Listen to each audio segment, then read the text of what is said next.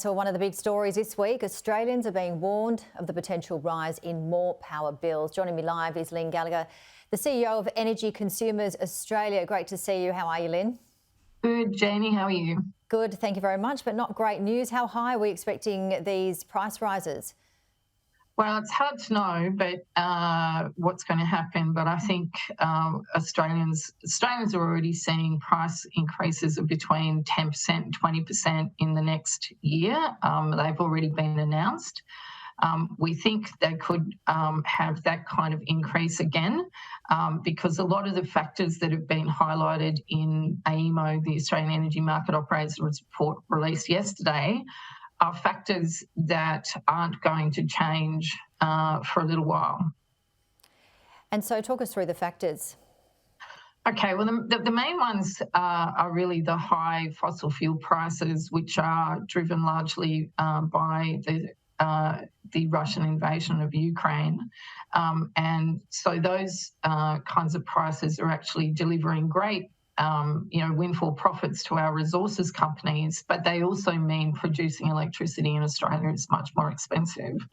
So that's one factor. That we've almost had the perfect storm. We've had floods in coal mines, reducing our coal availability to generators. We've had what people like to call wind droughts and solar droughts this year. Not surprising because we've had all the very strange flooding and climate events.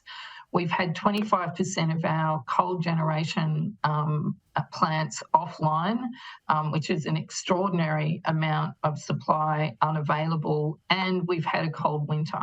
So putting all those things together, some of those things will get better.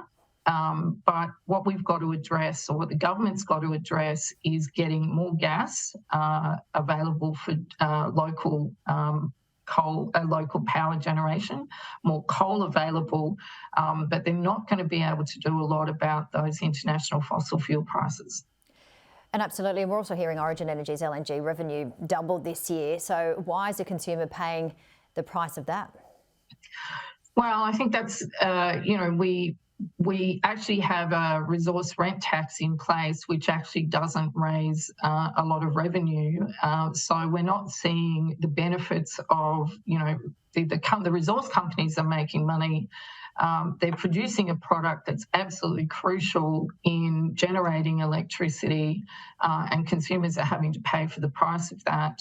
What we'd like to see is government actually making that resource rent tax work more effectively, and then use some of that revenue in two ways, both to assist households and small business that are under financial pressure, as we just talked about. We may not be seeing, these may not be the last retail price rises we see. So we think there's a need for more meaningful direct assistance for people's energy costs. But longer term, we think you can do something like set up a national energy trust, which can actually work with households and small businesses, giving them direct advice, useful advice, how to change their energy use, how to be more energy efficient, how to reduce their bills. So I think there's a role for government here, and I'm sure the resource companies as well. This goes to their social licence as well. I mean, these are windfall profits. These are not, normal sort of routine profits.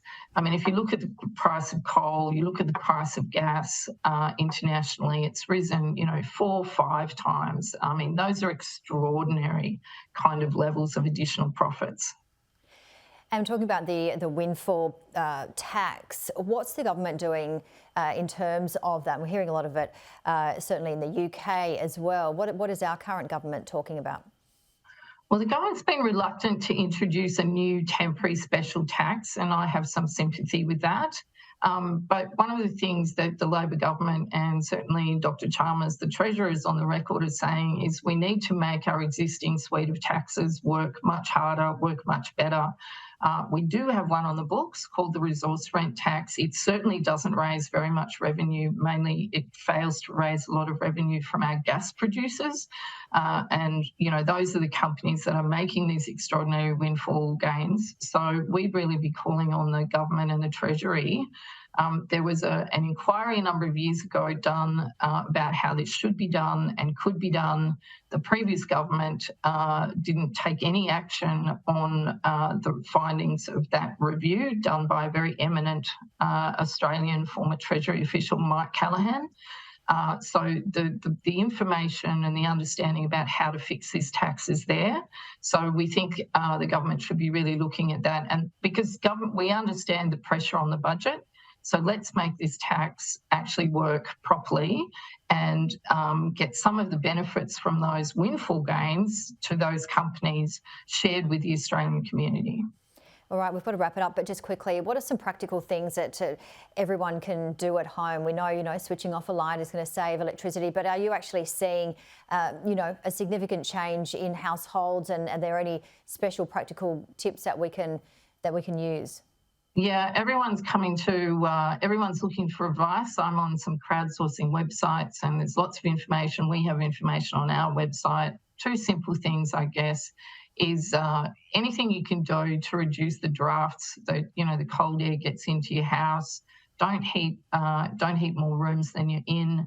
And if you have the opportunity, then think about better insulating your house. But not everyone can do that. We do have renters, and so all the things you can do just to be practical. But I would be also saying, people need to remain comfortable. We don't want all of the kinds of terrible things that can happen when people don't have the electricity they need. All right. Well, thank you as always, Lynne Gallagher, CEO of Energy Consumers Australia. We'll talk to you again soon. Thanks, Janie.